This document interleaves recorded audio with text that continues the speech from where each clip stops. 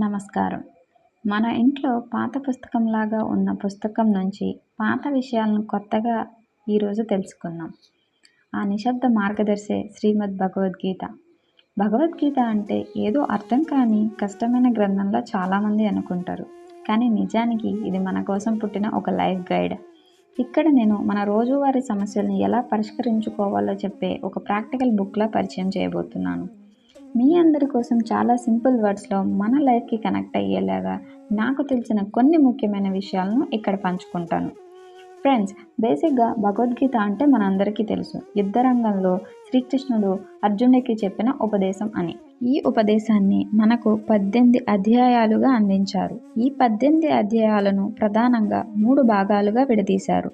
మొదటి 6 అధ్యాయాలు కర్మయోగం గురించి, మనం చేసే పనులు ఎలా ఉండాలి, ఫలితం ఆశించకుండా మన బాధ్యతను ఎలా నెరవేర్చాలి అనే పని గురించి వివరిస్తాయి.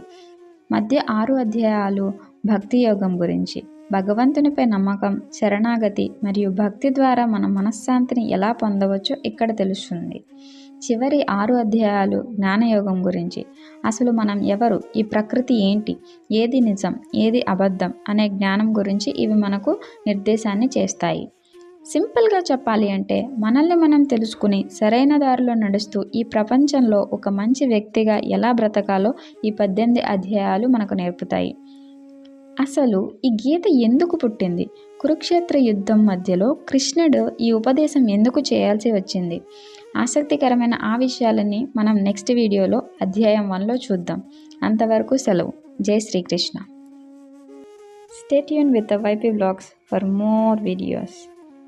Thank you.